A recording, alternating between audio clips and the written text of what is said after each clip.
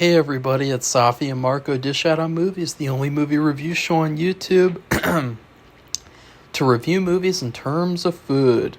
It's just Marco here once again, and I am here to review Cobra Kai Season 6, Part 3. I felt like this video was really needed as soon as possible because I gave the most negative review of Cobra Kai Season 6, Part 2. I hated it. I thought it was so disjointed, messy, fragmented, muddled. I did not like it at all. I felt like the first part was already kind of weak too. So, a really weak start to the season. And I was thinking they're really going to have to pull off a miracle with these last 5 episodes. And surprisingly, they did a pretty good job, I gotta say. I mean, they really brought it all together. They basically did exactly everything that I would have wanted them to do, which is pretty cool because I never see that on, like, a TV show where, like, the writers do what I would have wanted them to do. And, like, especially with a certain choice that they make that I'll talk about later on. But, like, yeah. So I was really happy with this last batch of episodes. I felt like there were a couple of issues that I had, and they had to do with the final 2 episodes. But other than that, I thought they did a really good job. So let's get to my notes. First off, I predicted, too, they treated the aftermath of Kwan's death the same way that they did in Season 3 when Miguel was paralyzed. Like, the beginning of the Part 3, it felt exactly like Season 3. It reminded me so much of, like, how Daniel was acting, how Johnny was acting. I love the part where Gunther punched out the other guy so that he could keep being the master of ceremonies. Or he kicked him. I thought that was hilarious.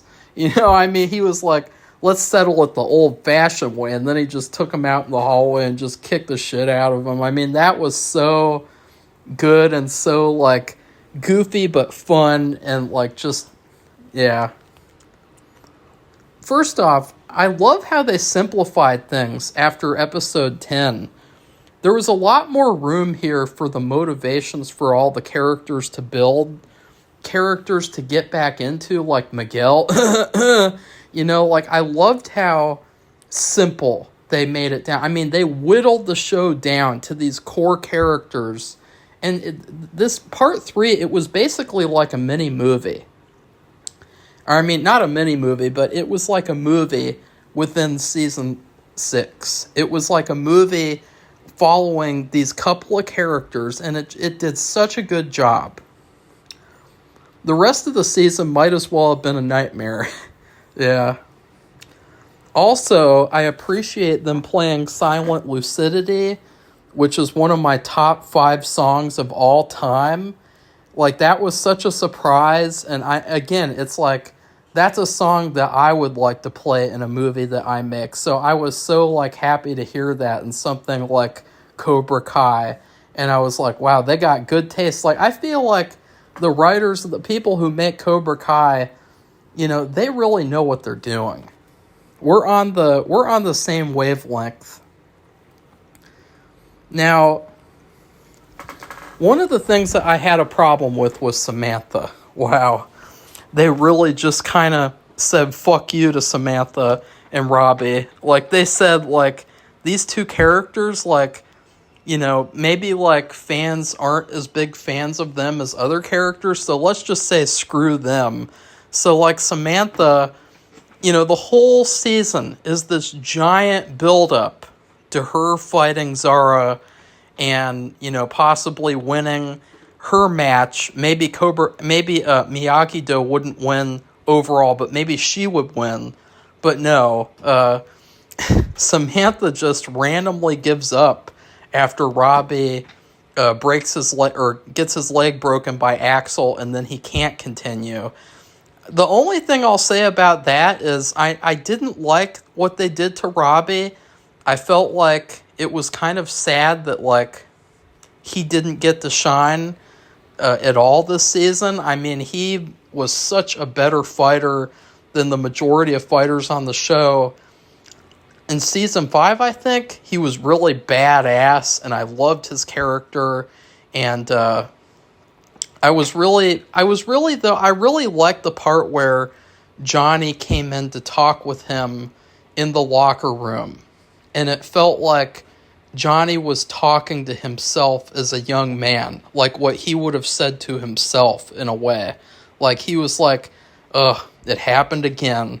Another person in the Lawrence family got defeated in like this shitty way where like it shouldn't have been a defeat. They should have won.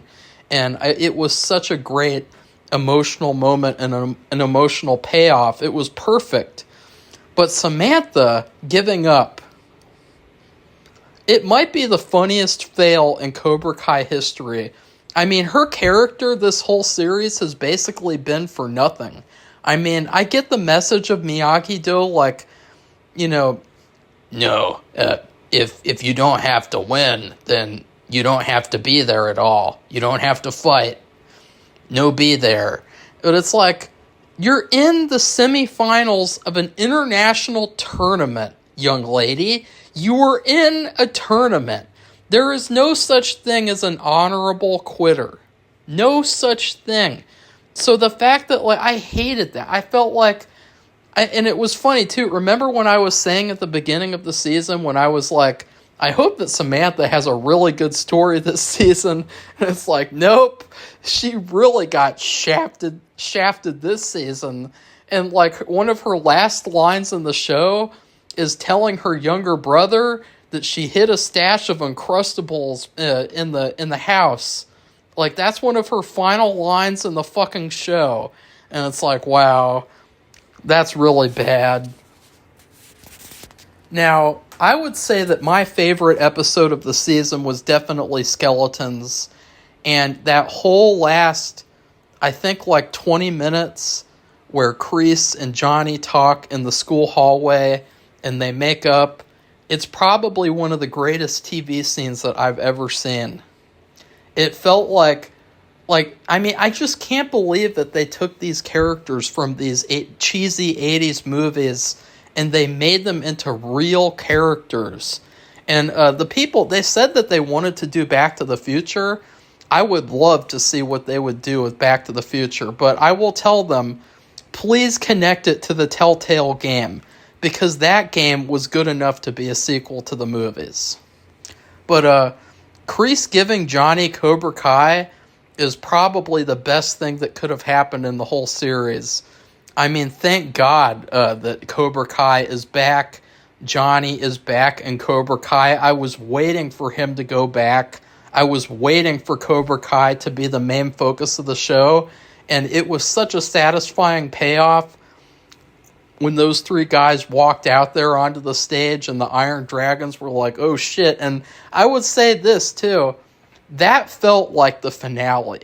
Skeletons felt like the series finale, because that part where Kreese is like bowing to Johnny and Tori, like it was such an incredible moment. It felt like, well, we know who's going to win now. I mean, are you serious? Like, there's no doubt that these three people aren't going to win. I mean, you just created, like, the greatest tournament team in the history of, like, the Karate Kid universe. Like, there is no team that could beat this team of three people.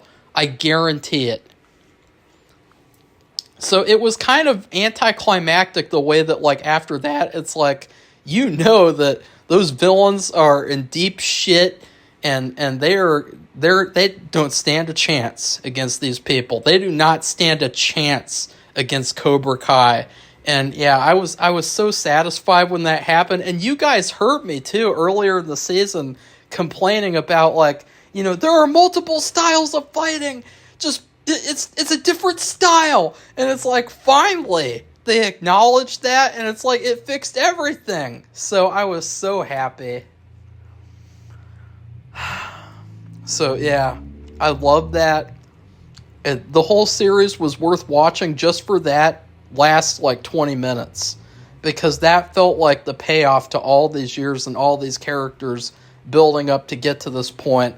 I mean, I was so glad too. Remember I said Miguel is such a drip now. I was like, oh, he's back. OG Miguel is back. Thank God. And then Tori, thank God she's still fighting. And she kicks ass. She's the best female fighter. She's not going to pussy out like Samantha. No be there. It's like, who the fuck would say that in a fucking tournament? Like, Daniel is neglecting to mention the fact that Mr. Miyagi trained him for a tournament. He trained him to be in a tournament. Do you think that if no be there was such a genius thing to say, then why didn't he say for Daniel to do that at the very beginning? Like when Daniel had to get into the tournament to beat Johnny, why didn't he just tell Kreese, no be there? Sorry, Daniel not gonna be there. Fuck you. And he would have been like, oh, okay, Johnny's going to beat him up for the rest of high school then. He's screwed. So, yeah. I also think, too, what about that whole thing with Samantha earlier on in the season? Remember how she was dissing Cobra Kai? And she was saying, like, the reason why we're losing is because we're using Cobra Kai. And we're a Miyagi-Do. Me. But then she was really happy that Cobra Kai came back and that Tori was in there. So I didn't get that at all. I hated what they did to Samantha, but I loved that payoff. And then also, I love that scene where Terry Silver confronted Daniel, and he said, your team is a joke. Like, one of your team members got his leg broken and he couldn't even finish the fight. The other one quit, didn't even show up to fight. And he's like, and Daniel says something like, you know why I'm going to still be happy though? Because Cobra Kai never dies. I thought that was awesome. I loved having Daniel say Cobra Kai never dies. That was so cool. Yeah, so something that I really didn't like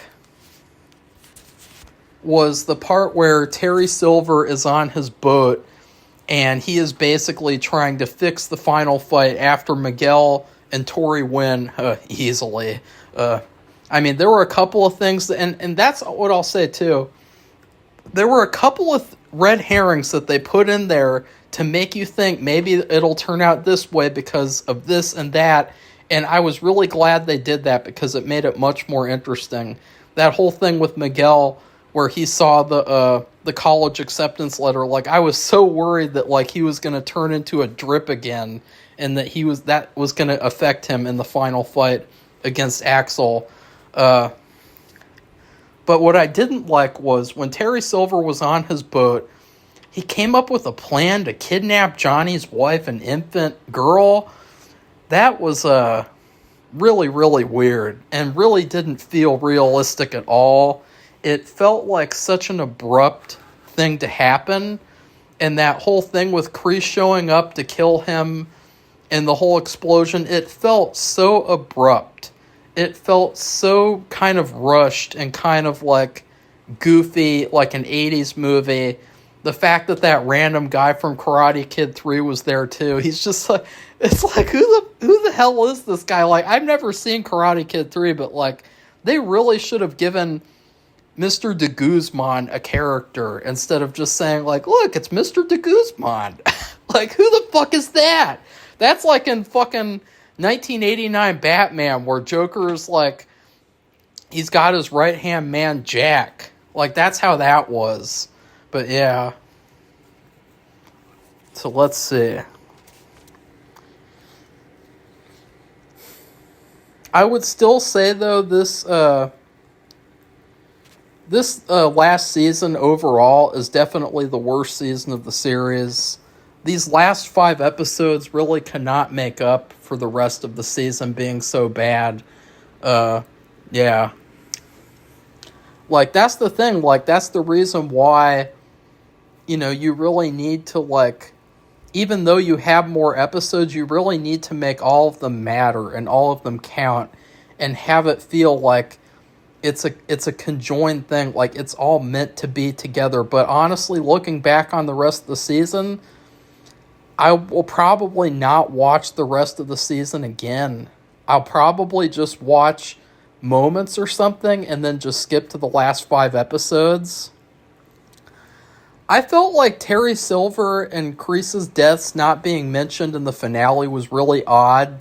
That's another thing that felt like kind of like, okay, like, I didn't feel like in the finale there were a lot of little things that just didn't happen, and it made me wonder, like, is this because there's going to be, like, spin-offs and things, and so we'll get more closure there? Like, there was no mention of Kenny.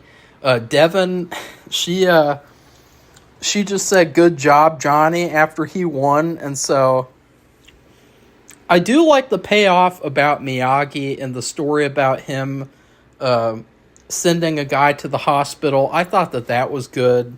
That was subtle and good. I also got to say, I love the training montage with Daniel and Johnny where they played You're the Best Around. That was the thing that I was going to say. In episode 14, I was like, I really hope that they play that song in the training scene for the final fight. And they did. And I was so happy. I was like, they did exactly what I would have wanted them to do. And it was perfect. It was awesome. And I got to say, too, out of all the last 3 fights, I thought that Johnny versus Sensei Wolf was the best fight. I think that out of all the villains that have ever been on Cobra Kai, Sensei Wolf has probably been the scariest. He comes off like a really evil, disgusting human being, and like he really, really did a good job, the actor, at playing this despicable character. I hated him in the Mortal Kombat movie, but I really liked him in this show. So, yeah. Let's see. Oh, yeah. The way that a lot of the main characters were sidelined in the finale was weird. Like, for instance, Robbie. It kind of reminded me of, like, a video game. Like, once the stories of certain characters are done, like, they just kind of hang out, and you might, like, have a little NPC dialogue with them, like, when you walk by them or something. But, like, that's what it felt like. It felt like in GTA. You know, Michael's family. The way that, like, after their stuff is done, you know, you just kind of walk around them, and they say the same old things over and over, and it's just kind of, like, minimal. Also, I think that Chosen's character was completely wasted this season. I mean, he was really good in Season 5, and I mentioned in Season 5 he probably should have been killed or severely injured, but, like, he comes back, and it's like, okay, what's he going to do? He just kind of stands there. I mean, he didn't even need to be there in, like, the final tournament thing with Johnny. Like, I love, too, I gotta say, I love the part where Daniel has the black gi on because it looks really good on him, just like his wife says. It looks better than the white one does. And I love the part where Daniel realizes that, like, wait a second, the Miyagi-Do way isn't going to work with this guy. It's not his style. And so he completely switches up, and he just basically shouts at him like he's a Cobra Kai sensei. I thought that was so great and so perfect. And let's see. There was something else I really loved too. But overall, I'm trying to remember. I really want to. Oh yeah, I love the scene where Johnny is finally back in his old dojo, and he has a new group of students, because it felt like the first 2 seasons. And that's what was so good about these last 5 episodes, was they felt like the first 2 seasons. It felt like this is what the show was always building towards, and it's just the way that they got there was just kind of a mixed bag at certain points. But, like, overall, I really loved Cobra Kai Season 6 Part 3. I loved Terry Silver. I felt like he was kind of wasted, kind of shafted. I mean, that actor is, like, so charismatic. Like, he is just the greatest. Like, I would really say, too, to the Cobra Kai showrunners, if you make a Back to the Future show, put the guy who plays Terry Silver in there as a relative of Biff's. Because he actually, now that he's like in his older years, he kind of looks like he's related to the guy that played Biff Tannen. So yeah. But overall, season 6, I really felt like it was really out of balance. It was basically 15 episodes of fan service with characters switching up every few seconds like a fan fiction. You know, it just felt like, okay, we got to put the characters here so that we can see these characters fight. Like, even in the final episode, the guy that Gunther kicked in the face, he let him present, he let him present to the Johnny's match. And I thought, like, that's cool. Like, I mean, it was the nice thing to do, but, like, it just felt, like, so extreme. Like, the whole season, that's all that happened was, like, these characters switching around all over the place so that we could see these kind of fan fiction-y scenarios.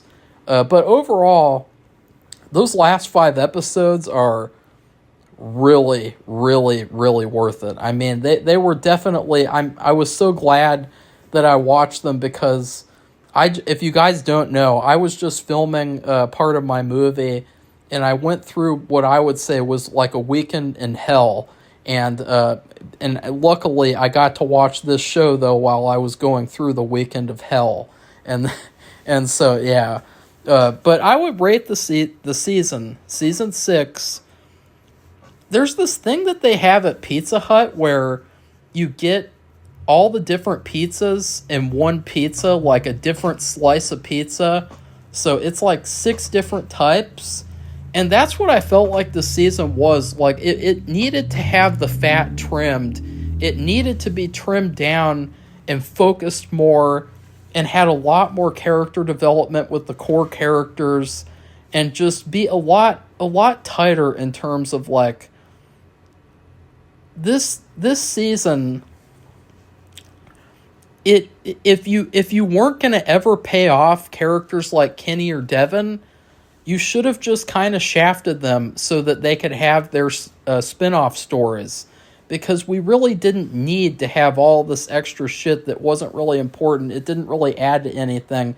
Because it just kind of sticks out like, oh, that wasn't resolved, that wasn't resolved. The whole thing with Kreese and Silver, that was weird. Because it also kind of felt like, oh, did they really die? Because the characters don't talk about it. So it just, I don't know, like, yeah. So it really felt like all over the place and disjointed. But I gotta say, that last 5 episodes really, really was worth the wait. I loved it so much.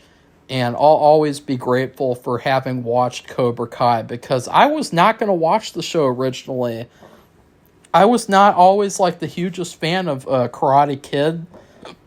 I really love the song You're the Best Around, though. It's a song that really helps me, like, when I'm in a negative situation, I listen to that song, and it helps me, like, switch to a positive mindset. But other than that, I was wondering, like, is this show going to be good? And thankfully, it was not only good, it was fantastic. So... please like this video, comment, tell me what you thought about Cobra Kai Season 6. Was there anything else that you would have liked to have heard me discuss about the season? I will be ranking all the characters, and I will be ranking the seasons. So look forward to that. And then please subscribe to our channel if you'd like to see more honest reviews. Goodbye, everybody. See you soon.